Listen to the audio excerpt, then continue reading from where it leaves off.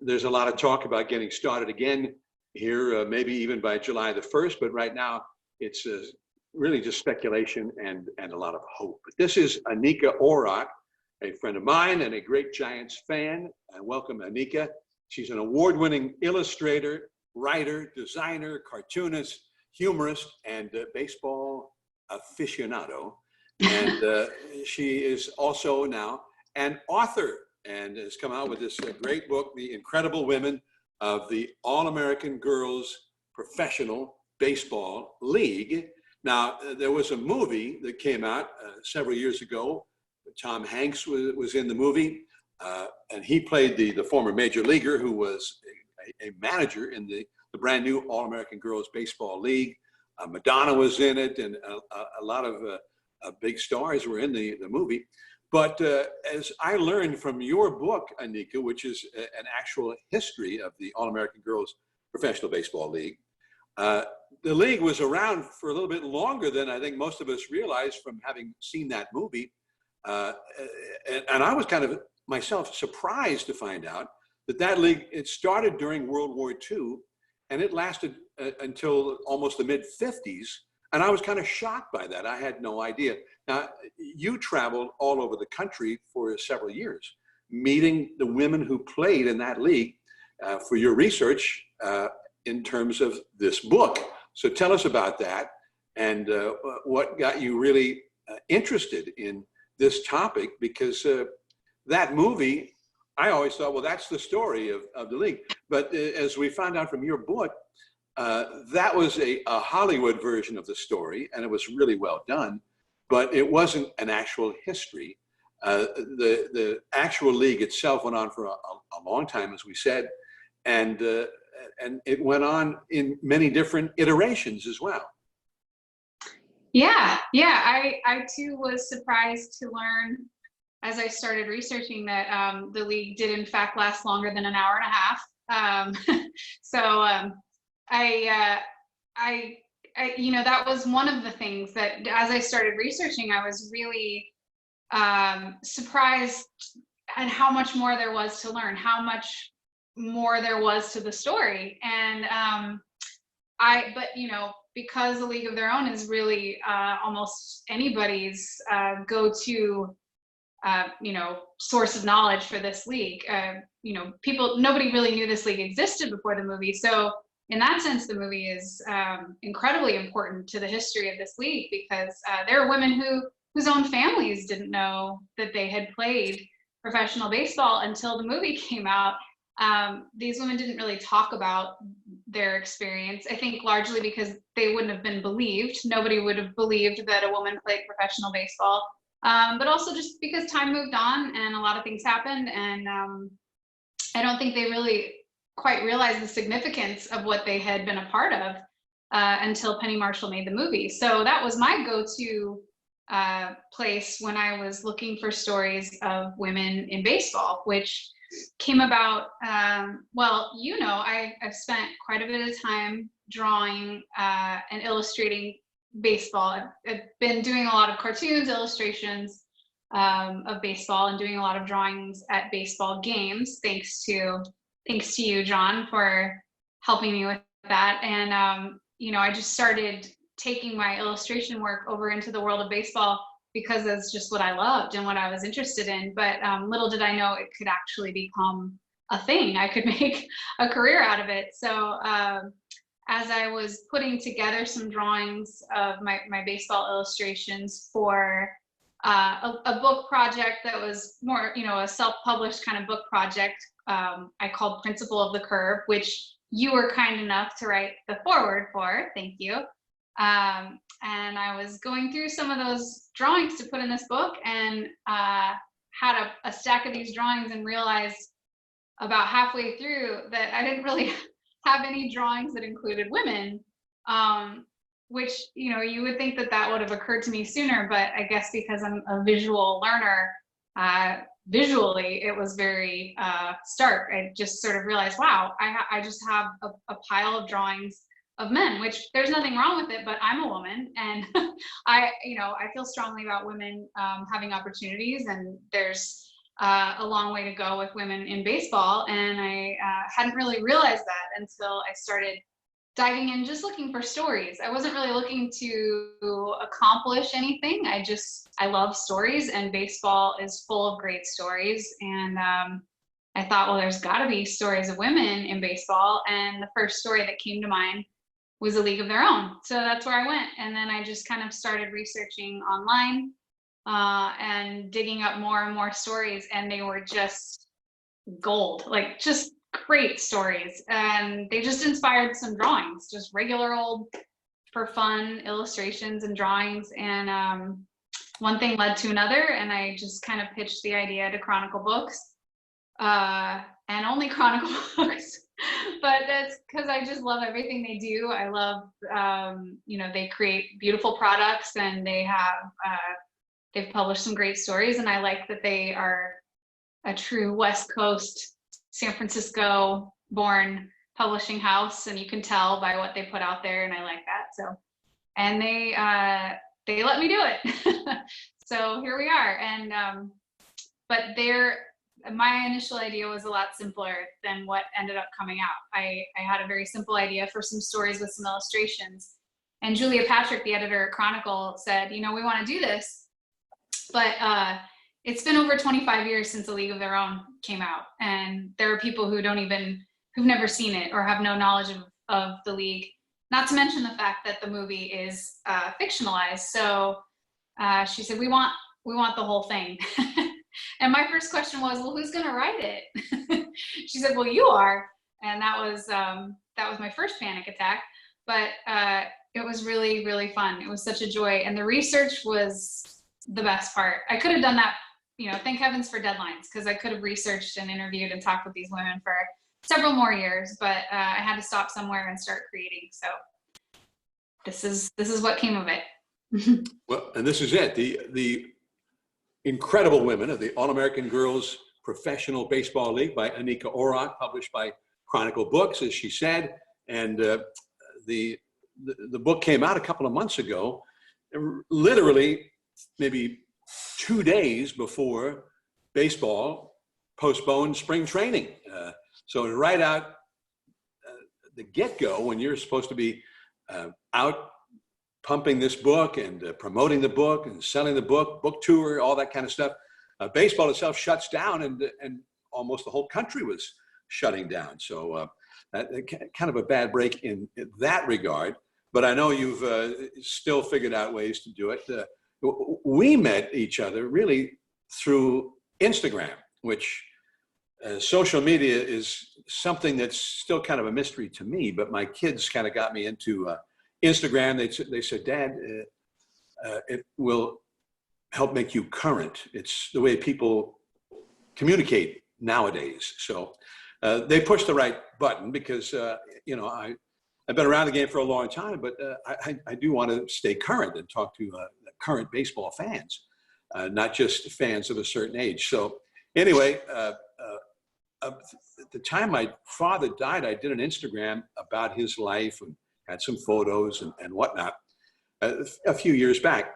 And I got a whole long list of people that put little notes on the Instagram, saying, sounds like a great guy, or, it's almost like the modern way of sending notes at a sad time. So I went through all of the notes and responded to many of them. And I came upon a note that you had written, and you really had written it to a friend of yours because you tagged them in it. But it was something about my dad playing the gut bucket in an old folk group that he was in the 60s. And you said something about your grandfather, Ray Orrock, who I guess also played the gut bucket. And I recognize that name because he was a newspaper columnist, a daily columnist here in the Bay Area for the Oakland Tribune, a whole string of primarily, I think, East Coast or East Bay newspapers. And I used to read them living in Hayward.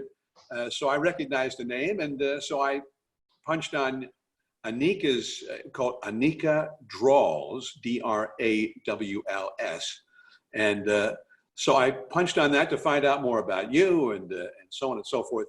And eventually reached out to her because I was so intrigued by Anika's art and what a great writer she was. Because on the Instagram, you often will write little essays about things happening often in baseball, but often in music and whatnot. And I thought, wow, she's such a great artist, but also a great writer. So anyway, long story short, I eventually made contact through Instagram and invited Anika to a ball game.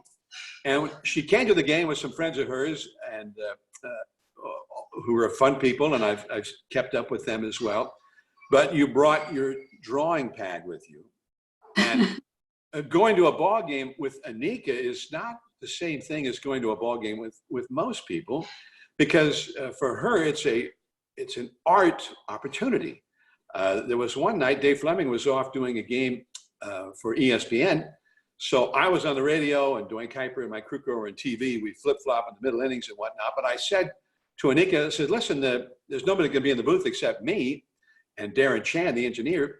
So if you want to sit up in the booth for a while and what. So she came and sat in the booth and with her drawing pad, and she was making art of the game, baseball art.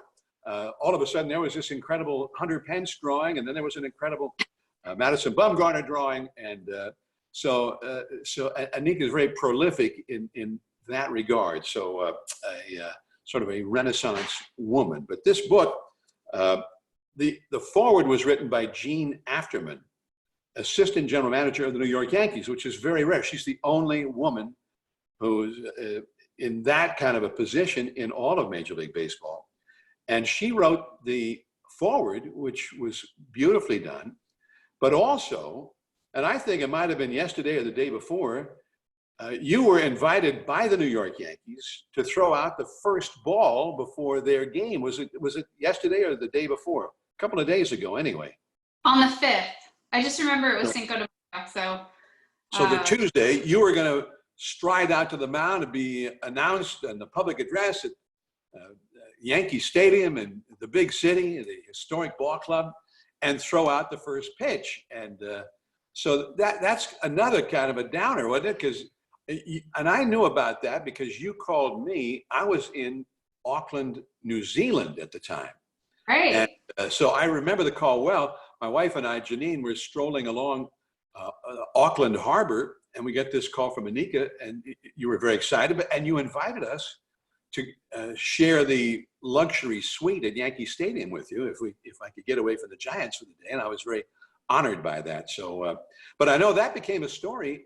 The Associated Press wire service put that story out, and the New York Times, the Washington Post were among the papers, and the San Francisco Chronicle, for that matter, that put the story out about you having this great opportunity to throw out the first pitch at Yankee Stadium, and alas. Yeah. Yeah, my arm was all warmed up too. I'd been practicing, literally foot to foot, heel to toe, measured the distance. Because I said, one of the first things I told Ray, my boyfriend, is I'm not standing in front of the mound. If they'll let me on the dirt, I gotta throw this from the. So I've been practicing, and I'll just have to keep practicing. But in hopefully now that the New York Times let everyone know about it, the Yankees have to let me come back next year. But yeah, it's it's a bummer, but at the same time, it is what it is, and there hasn't been a single thing about this whole experience from beginning to end, from even before the book came about until now, that has been anything but just purely delightful and enjoyable.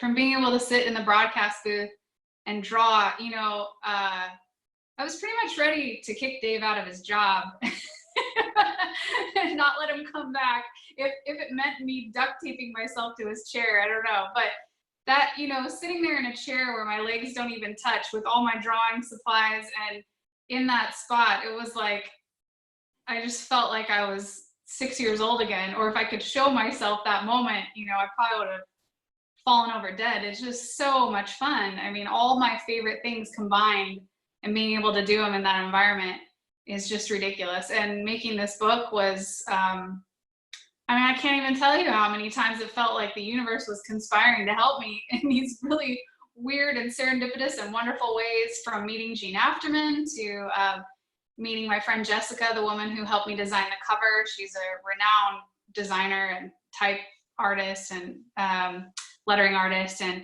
just all kinds of things. And I mean, not least of which meeting the women who played in this league, just incredible. So, you know, if not a single person found this book or read it, it still would have just been the most incredible experience. So and now here we are talking about it. So I'm lucky anybody's interested, let alone giving me their money for it. So, you know, it's been great, and hopefully I'll have all those opportunities next year. I hereby declare I get a do-over next year. Yeah. Well, I don't know if you deserve one. The incredible women of the All-American Girls Baseball Professional Baseball League, Anika Orrock, not only the writer but the illustrator. It's a very interesting book, and I'm in the sunshine here, but this was one of the illustrations that I just came upon, and as the story came out that they were Philip K. Wrigley was going to have a women's baseball league. And I think that you kind of emphasize in the book that this story is not just an interesting story, and it's a fascinating story of women baseball players and a professional league where they made money playing baseball. But it was also because it was a time and a place. The league started during World War II. There were a lot of ball players who were away in the war effort. And you point out in the beginning of the book what was going on in the country at that time. That a lot of women who had never been out of the home, they were homemakers and mothers and wives and that sort of thing, joined the workforce and were actually in jobs as part of the war effort, because the men were by and large off in the war itself. So they weren't making the same money as the men had made. But so that is where the idea for the league, the genesis of the league, and Philip K. Wrigley, the owner of the Cubs, was the guy that and he was a good promoter, had the idea to have this league. And I guess he was the guy who really started the whole thing and was the guy who backed the whole thing. So, but it's kind of a part of American history of World War II at that time and the place, because people still needed entertainment on the home front. Right. Yeah. And, you know, it's pretty interesting for that time to think of how progressive something like that was. You know, I mean, even if it was, or especially if it was a business move, you know, Wrigley bankrolled his own money to make this league happen. He couldn't get any other major league team owners on board, with the exception of, not surprisingly, Branch Rickey, who was clearly willing to take a risk for the sake of the game and what he thought, you know, the value he thought could be added to it or brought to it by thinking outside the box, so to speak. So, but I don't know that Rickey really contributed any money. He just sort of supported it on a moral level and maybe administrative level. But so, you know, that for that time, for women to be doing something like that, you know, women were, like, as you said, filling positions that had previously only been filled by men. They were working in factories, they were riveting, they were building ships, they were doing all kinds of things where women had never really set foot, including the military. In their own capacity, they were serving in the military for the first time.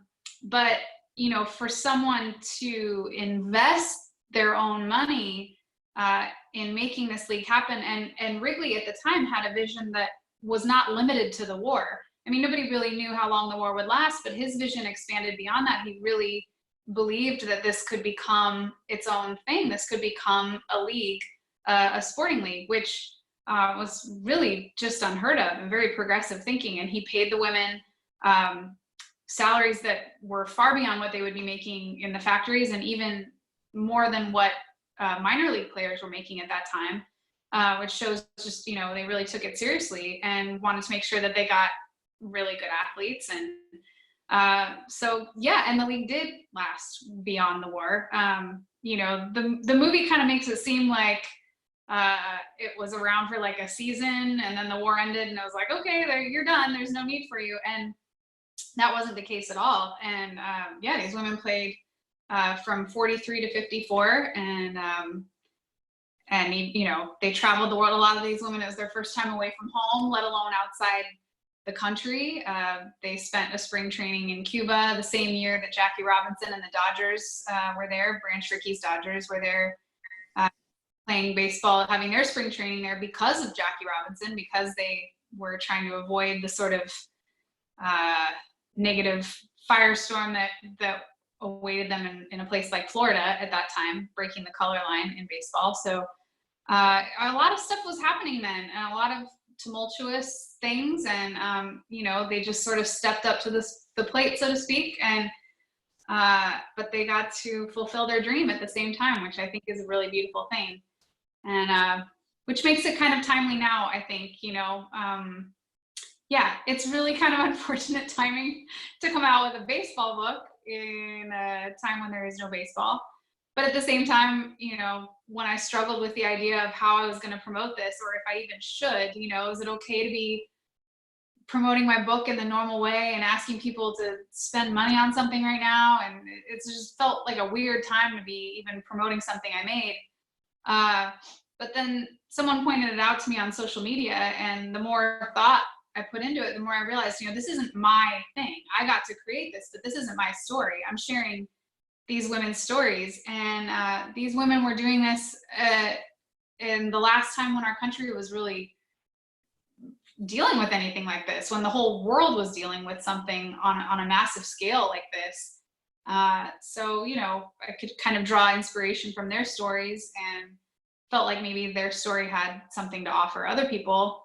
And also quickly found out that there was going to be no baseball, and baseball fans were looking for something to kind of occupy their time in that need for baseball. And that's how I feel. I mean, I've actually hoarded baseball books myself. And speaking of promoting a book in this time, I've also been very fortunate to connect with other baseball authors. We've formed what is now officially known as the Pandemic Baseball Book Club. And so we've exchanged all of our books as well. Other authors who also came out with baseball books this spring, and Joan Ryan is one of them, who's many Giants fans might be familiar with her writing, and John Shea, who I believe is joining the Gotham Club next week for his book about Willie Mays, and there's about 17 of us now, so it's kind of turned into a really cool thing that has made coming out with a book right now a lot more interesting and inspiring than I thought it would be. Now, Philip K. Wrigley started the league, and he owned the league for a long time, but I didn't realize that at one point he sort of got out of the thing, and it came under new ownership, which you kind of recount that history, because it went through the World War II and after World War II and into the 50s, as you pointed out. Who were some of these other people that came into the league? And I know one guy who owned it, and he had other business ventures going on with which he was really busy at the time. I can't remember his name, Meyerhoff maybe. Mm-hmm. But you point out that he regretted that he just didn't have time for it to not just run the league and keep it going, but to promote it properly the way Wrigley had, to keep it in everybody's consciousness, to make it a true business venture that would pay off. And then he got out of it, and then it became sort of local ownership in the different cities, and they were just interested in the novelty of having a team, and really did not promote it in any kind of sophisticated way at all. So that's all stuff about the league itself that I didn't know anything about. That's in this book. So this is a book. It's a history. And also with a lot of the stories from the women themselves. And you traveled all over the country, meeting with these women, and they have regular reunions where they all get together, the ones who are still alive, and you were able to interview so many of them. You have some favorite stories that they told you about being professional baseball players? Oh man, do I? I really had, the first reunion I went to, was in 2017, and they have an annual reunion. There were over 600 women who played in the league over the course of its existence. And at the time I started this book, there were an estimated 80 of them still living.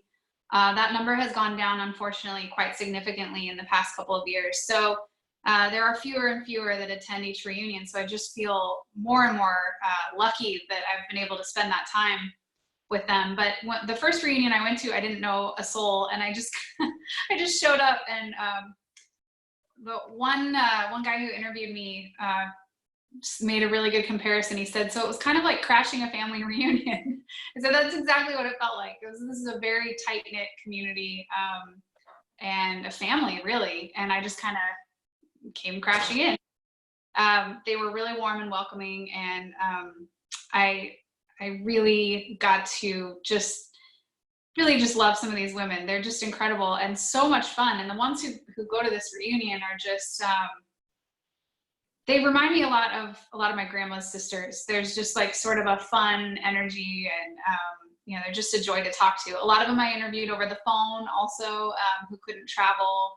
But I think some of my favorite moments are at those reunions. And one of my favorite times was when I interviewed two players at once.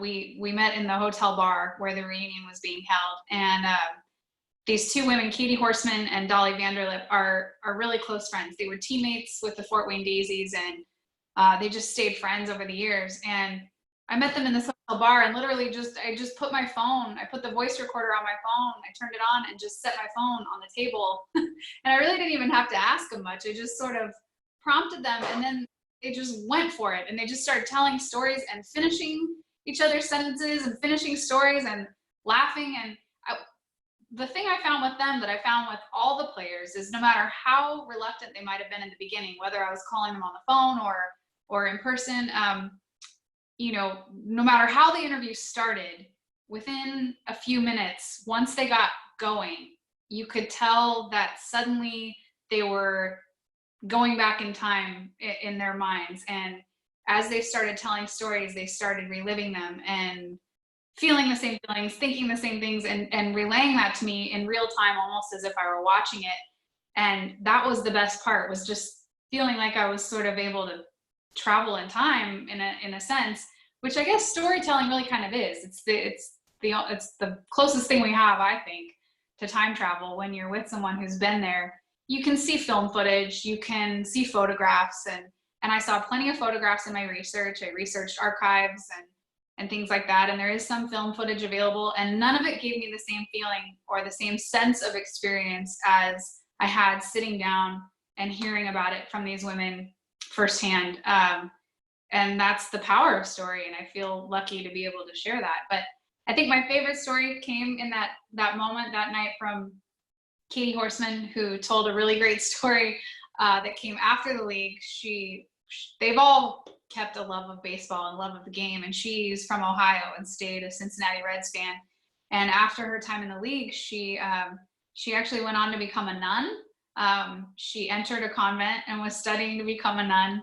And she had this hilarious story about sort of being talked into taking these kids to a ball game at Wrigley. She was in Chicago in this convent, and had driven the Mother Superior to an event with the Archbishop in Chicago. And this event was to be televised, or this meeting was to be televised. And Katie was tasked with dropping her off at this event and this meeting. And incidentally, through a series of events, she ended up dropping some kids off at Wrigley. But as she pulled up in Mother Superior's car, in her habit, with a car full of kids, the parking attendant ushered her into the vice president's parking spot, saying that the vice president wasn't there that day, and please, take his spot. She said, well, I'm just dropping these kids off. I'm not going. And he said, well, no, you can come in, and why don't you take the vice president's personal box? He's not here, and he would love to know that. Here you are, this nun taking these kids to a ball game. So she couldn't resist, and she went in, and the Cubs were playing her beloved Reds, who were getting killed by the Cubs. They were behind, I don't even know how many runs. And she's sitting in the vice president's box, and then in the late innings, the Reds come back. and they tie up the game, and then they get men on base with, you know, they get a go-ahead run, and she's basically losing her mind in the vice president's box. She's standing up cheering and screaming in her habit and rooting for her Reds and catching the attention of basically every camera in Wrigley Field. And needless to say, she went back to the convent that night, and Mother Superior had tuned in to watch herself on this, you know, watch herself on the news with her meeting with the Archbishop, only to see Katie in her habit at a ball game. Was, you know, she basically went viral, so to speak, at that time. And she was later advised not to take her final vows, and she never became a nun. Wow. I think for other, you know, maybe, but really she had proven herself unworthy, and that was really the cherry on top, was her taking in a ball game. So I love that story. Wow. Yeah. Another story in the book. This is your illustration of, and I got a kind of a light problem in here, but that's Dorothy Kamenshak, your illustration of Dorothy. Now, she was a great first baseman, and in 1950, I guess that's the 8th year of the league's existence. And the league was, according to your book, was getting a lot of publicity from baseball writers and sports writers around the country, and even from former big league players who had seen the league and seen the women play, including there was an interview in 1950 by of Wally Pipp, who had been a slick fielding first baseman for the Yankees, whose name now is forever famous because he had a headache or whatever, had to sit out a game, and Lou Gehrig was put in to replace him. And of course, Lou Gehrig never missed another game for 14 years, and that was the end of Wally Pipp with the Yankees. But by 1950 was a big fan of the Rockford Peaches, and he said that Dorothy Kamenshak was the fanciest fielding first baseman that, in quote, I have ever seen, man or woman. And that quote kind of made the rounds around the country, and a minor league team in Fort Lauderdale said, well, let's get her. We need a first baseman. And they tried to sign her. They contacted the All-American Girls Baseball League and tried to sign Cami Kamenshak, and she could have done it. Tell the story, though, as to why she didn't.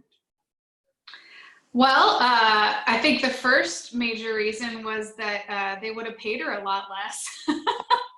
She'd have to take a cut in pay. Yeah. She would have had to pay. And, you know, I don't think she really felt like she had much to prove. But also, an interesting point that I think is really important that comes up in the afterword of the book is that, well, she felt, first of all, that it might have been kind of a publicity stunt or some kind of a gimmick. You know, she would have been playing with all men. And, you know, at that time, it was such a different scenario and situation than we have now.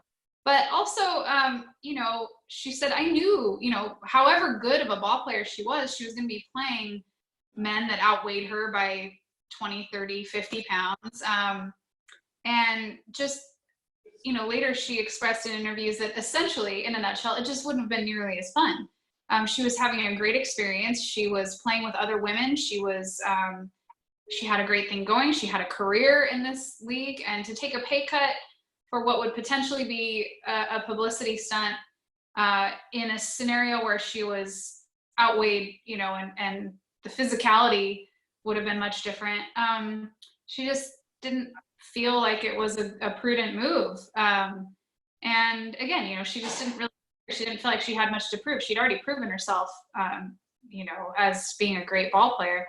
And I think the experience of women being able to play in a league of their own, literally, is important. And it's been expressed as something that desired, and there's a need for it, I think, among contemporary ball players, which is, you know, a different subject. But basically that, you know, that garnered a lot of attention. And there are other women in the league who played, like Jean Fout is another player in the league, pitcher who grew up pitching overhand. She grew up pitching baseball. She spent a lot of time around her local men's team, and they taught her everything. And she had an incredible arm. She had incredible pitches, but she was also kind of a genius. She could memorize every hitter that she pitched to. She remembered what she pitched to him last, the speed, what they couldn't hit. I mean, where now you have video replays where people are studying batters and they're strategizing with a whole bunch of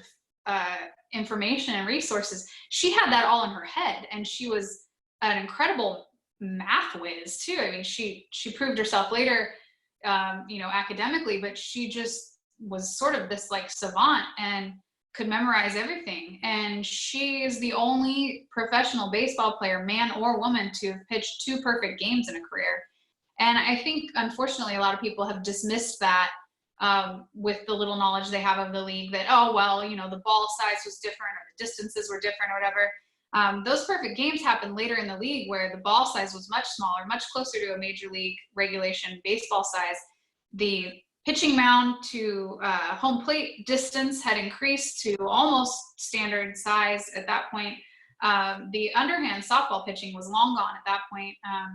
The league started as softball league, and in the very same year that it started, it switched to a baseball league because they just very quickly proved that it wasn't going to be exciting or competitive. These women were too good, and a lot of them had just grown up playing baseball with boys in their local, in their neighborhood. So a lot of them had played softball, but a lot of them had never even pitched underhand. A lot of them had never played with a bigger ball. They'd only played baseball. So a lot of them, as Jean Fout said, as soon as we started playing, pitching overhand and playing with that smaller ball, I was home free. She could really show them what she had, and she did. And so, unfortunately, a lot of these things are not recognized for obvious reasons, and then maybe not so obvious reasons, but there's some incredible athletes in that league. But you mean that right in the middle of the first season, they're literally playing softball and being paid to do it, but then they said, no, we need to just turn it into real baseball, right in the middle of the year?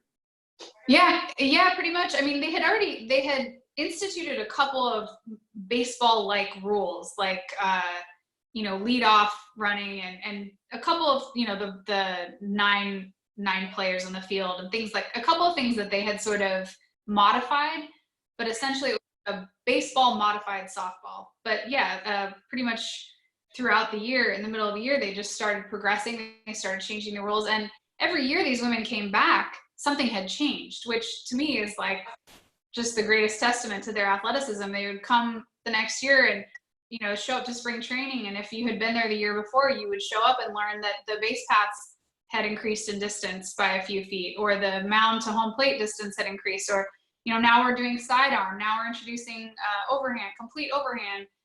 Sidearm and overhand happened like all in one season. It is like, okay, now we're doing sidearm and overhand. Okay, now we're just doing overhand. It changed like every year, and sometimes in the middle of the year. So so the league was evolving all the time. The league was evolving, and as they found out what they had and the caliber of play and the talent of the athletes as they were evolving. Yeah. And I think not only is it incredible that a lot of them adapted, but that they, came into their own and really showed what they could do. And a lot of them played multiple positions. Some of them excelled at multiple positions. Jean Fout in the championship, just in her final championship season, where they won, it's talked about in the book, but they won shorthanded. They lost a few of their players right before the playoffs, but on the evenings where she wasn't pitching, she was at third base, or she was in a different position. And she talked about one time hitting, I think she hit a double, and she started running the bases and she was so exhausted she had to sit down at second while she waited for the play to play out and the other batter to come up. She just was that tired. So they played injured. They did a lot of pretty incredible things, not just for that time. I think they would really impress anybody watching them now. Now, Amazon, as I understand it, has a new show that'll be coming out soon, A League of Their Own, but the series is this something to do with the real story or sort of a continuation of the movie. I know you spent some time on the set where they're making the show. So what can you tell us about that? What can you tell us about this series that's coming out? Which I mean, it almost sounds like you came out with the book and it's, hey, let's do a series about that. Yeah, huh? Yeah. That's my story. If I were you, I'd go with that. Yeah. The timing is pretty incredible, and that's another one of those amazing things, like I said earlier, where you know, just feels almost serendipitous. I had no idea that they were doing the show. They had no idea I was doing this book, but I hope, fingers crossed, I hope it becomes a series. They filmed the pilot, and I think at this point, it's a matter of whether or not it gets picked up for a series. So I don't know what you do in this situation. I know if it's like a matter of politics or government, you write your local congresswoman or congressman. I don't know what you do if you want a pilot to become a series, but if anybody knows what you're supposed to do it, because it's amazing. It's a very loose, it's not a continuation of the movie, but it is sort of like they use a lot of, there's a lot of similarities in terms of, you know, Wrigley is Harvey, and it's kind of loosely using the movie as a way to tell a more in-depth story about the league. It's inspired by the league. So the characters are fictional, but inspired by real players. And what I really love about it is, you know, first of all, the authenticity. When I walked into the ballpark where they were filming in Southern California, which will be, if the pilot comes to life and then the series, it'll be Wrigley Field. But I walked in and was just, it was crazy. I had been immersed in all of this for so long that it felt like I was walking into the research I had just been doing for all these years. It was this two-dimensional plane I'd been studying in photographs and everything, and then it was like it sort of sprang to life. The wardrobe, all the costuming, they were filming the tryout scene, or a tryout scene, and they had used all authentic vintage clothing. I don't know who was doing their costumes or who had come up with it, but just like the most beautiful colors and clothes and hair, and you know, so that, being a visual person again, that aspect of it was really exciting.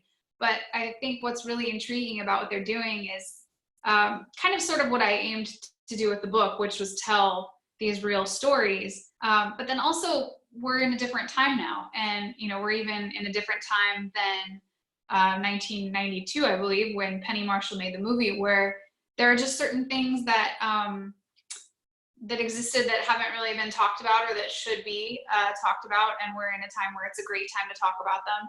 That was one of the only things I really struggled with in making this book, was sort of the whiteness. You know, there are a lot of things happening at that time that I really wanted to talk about that I could have segued into, but it was worth mentioning that women of color were not, it was sort of an unspoken rule that they were not permitted in the league. And I didn't want to shy away from that, but there isn't enough information. That's in the book. You wrote that? Yeah. So what was her name? Mamie Johnson was one of who went on to play in the all-male Negro Leagues. And maybe a lot of the Gotham members might know about, I think they all had an event planned to go see Tony Stone, the production that was being put on by ACT, which I purchased a ticket to watch online and was completely blown away. And it was like I was equal parts excited and heartbroken and devastated that I wasn't seeing it in person, that it wasn't going to have a chance to run live, because it was just incredible. But so that's the story of one of those three women who played in the Negro Leagues. But one thing there it is. One thing I really think is important about the show that they're working on is that they really follow paths of characters in depth, and they're able to address aspects of that time in history that were not sort of overlooked or just not talked about. And also on that point, a new documentary just came out on Netflix that was produced and directed by the great nephew of a former AAG PBL player, called A Secret Love.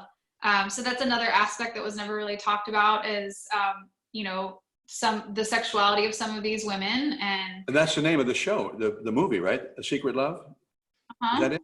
Yeah, okay. And it's a really beautiful documentary about a former player and her partner who stayed together for almost 70 years, and they made it through the 40s and 50s, and they were known as friends, and to other people they were known as cousins, and they really just came out as being a couple like a few years ago to their own families, which is really sweet. But yeah, just different aspects of that time that I think are really can really be explored, and the true story of that history. So Abby Jacobson is from Broad City and a couple of other things. She's the lead actress and writer and producer, and Darcy Carden is starring in it. And anyway, I hope my good friend Alex Desire, who I had no idea, he sent me a message saying, is actually Ray's really good friend. Alex is a musician and singer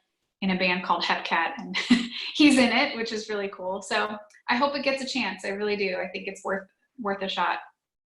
All right, Anika's book, The Incredible Women of the All-American Girls Professional Baseball League, written and illustrated. It's a history.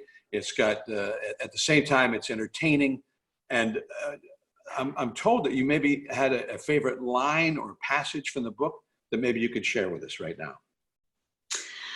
Oh, I've got a lot of them, but I think my favorite, let me turn to it because it's kind of meaningful to me, I think, because it relates to my experience in making the book and the things that I learned about myself and the whole experience. But Jacqueline Matson was the player.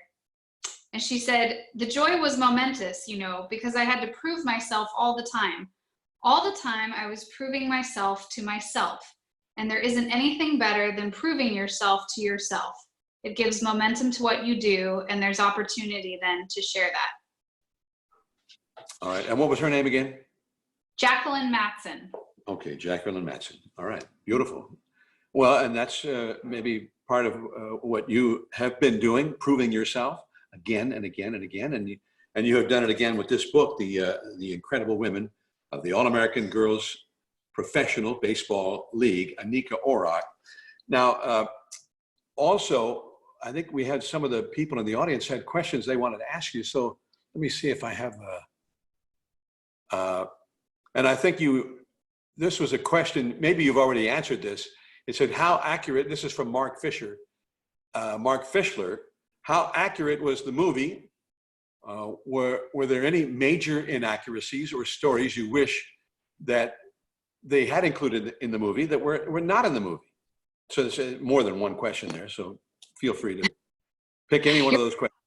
Well, yeah, I mean, I think, well, I don't know if we directly addressed it or not. There are inaccuracies, but I don't know that I'd call them,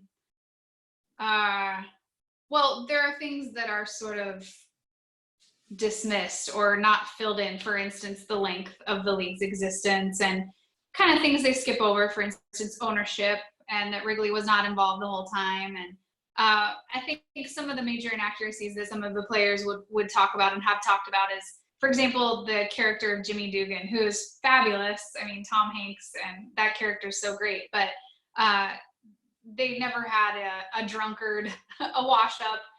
They were all Hall of Fame major leaguers or ex-major leaguers that have gone on to coaching, or this was their first venture into coaching, like Jimmy Fox being one that really stands out to me.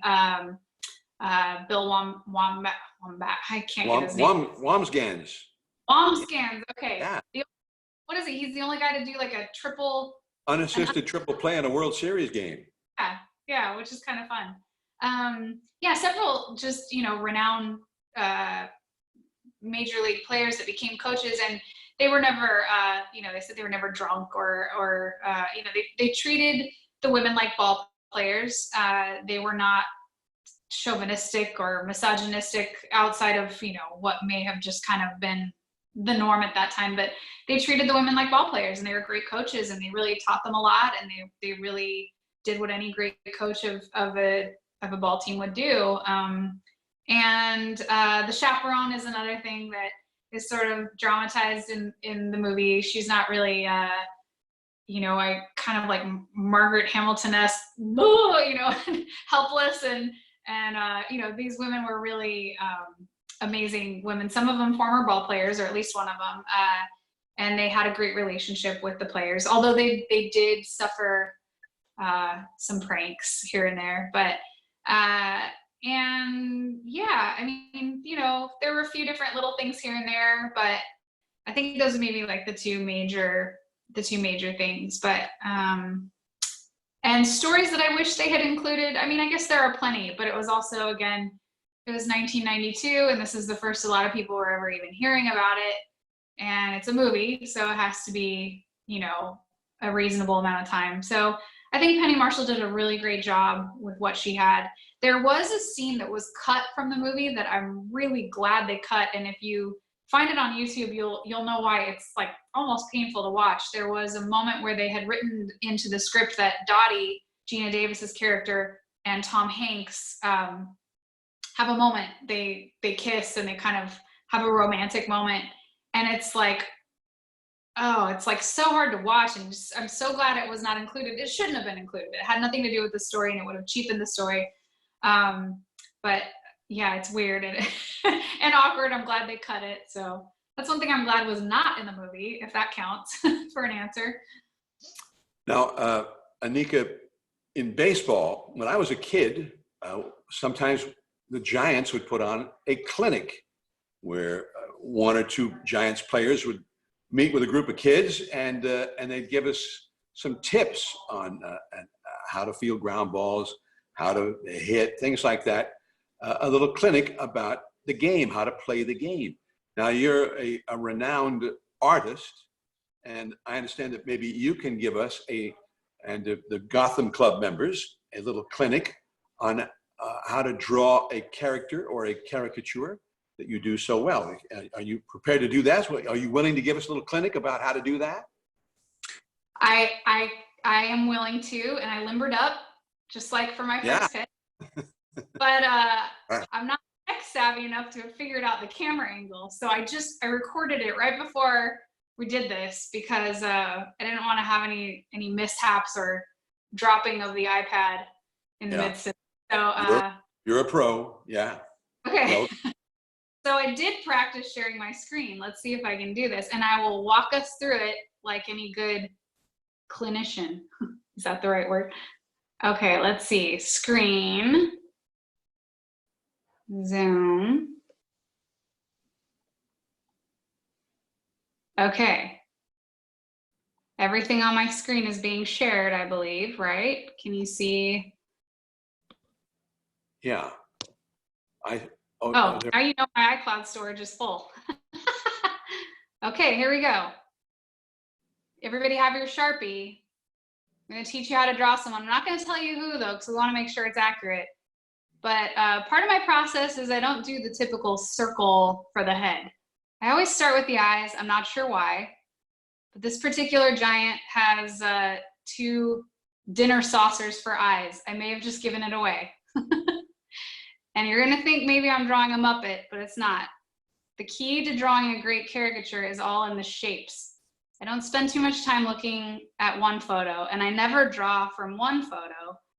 I just look at a bunch of photos, I take notes of the prominent shapes, and I guess kind of like building a Muppet, I repeat those shapes. So this is my favorite giant to draw really anytime. At the ballpark, outside the ballpark, and you'll find out why soon. But I put it this way, I'm really glad he's back because I wasn't really sure who I was going to draw when he was gone. So now that he's back, I can feel free to draw him as much as I want. And now you can too. So the whole goal of this is 5 steps or less. So the eyes are a step, the nose are a step. We did the mouth. And now we're on to what may be the hardest or the easiest part, depending on how savvy you are with a Sharpie.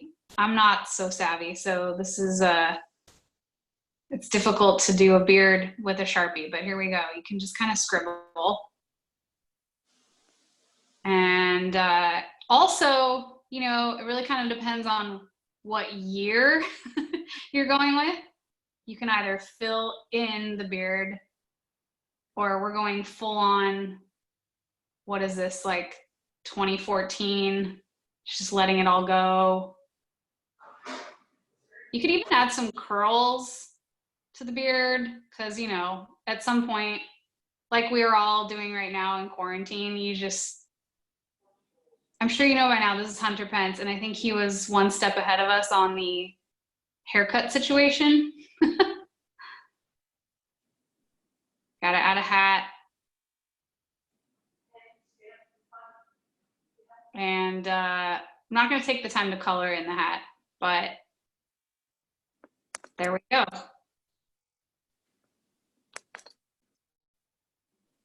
Hunter Pence.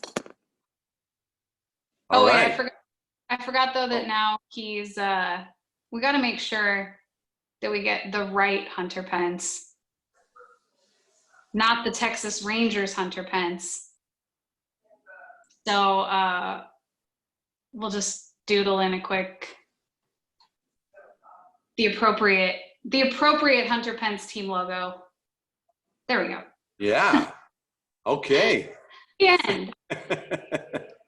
Beautiful. Yeah. And oh, there you are. You're back. All right. Thanks so much. The book is The Incredible Women of the All-American Girls Professional Baseball League. It's really the history of that league, and I think maybe in some ways being told for the first time from start to finish by Anika Orrock, with her great illustrations as well. And the book is published by Chronicle Books right here in San Francisco, and available at any place that sells books, including Amazon.com. Where else? And they can get it from your own website with AnikaOrrock.com. Mm-hmm. So feel free to, during this pandemic, to give us any other places where people can buy this book. Really quick, I'm sorry, John, I just noticed another question pop up that I want to answer, because we know who it's from, and I want to say hi to Chris and Liz. I don't know if anybody else knows Chris Mavridis and his wife Liz. Chris also wrote a really great book called Falling in Love with Baseball, I believe. And he's currently working on a book about Willie McCovey. But he asked if there's a favorite prank that was played on the chaperones that I didn't mention in the book. And I do know. He wants more than what was in the book. Yeah. Yeah, all right. Being the voracious, curious baseball fan that he is. There are several that I heard about. There are several that a lot of the women wouldn't admit to or talk about, but one of my favorites that was a common one, actually I may have talked about it in the book, but one of the players talked about putting Limburger cheese on all the light bulbs in the chaperone's room so that when she would go in her room and turn on the lights, it smelled like horrible sticky cheese. But one time, this is the part I didn't mention in the book, is that they did this to a chaperone, and the smell was so pungent that she came out into the hallway to try to kind of chat, like yell out into the hallway, "Who did this?" and ended up throwing up all over in the hallway. I didn't feel like I should include that part, but I thought it was pretty funny. Well, I'm sure they're grateful that you didn't, but thanks for sharing with us. Anika Orrock, the incredible women of the All-American Girls Professional Baseball League. It's out now, Chronicle Books, and available wherever books are sold. Hopefully we'll be able to get out and go to an actual bookstore soon, and you can buy it there. Anika, thanks for being with us here at the Gotham Club. And a reminder to all of you Gotham Club members, thanks to you for tuning in, by the way. Check your email for the next Gotham Club books and baseball event, which will be announced real soon. Next week, as I understand it, and you mentioned it earlier, Anika, John Shea, whose great book about Willie Mays' 24 Willie Mays. Willie's birthday was yesterday, and as part of his birthday celebration, he had a birthday cake that had the cover of this book as the top of the cake, the icing of the cake. So anyway, John Shea talked to so many people all around the game, so many stories that you haven't heard from Willie Mays and from Willie himself, who was a big part of it. So he'll be on in this time for the Gotham Club next Thursday, which is just a couple of days after the book will formally be published. So again, from 6 to 7. That's next Thursday, a week from today.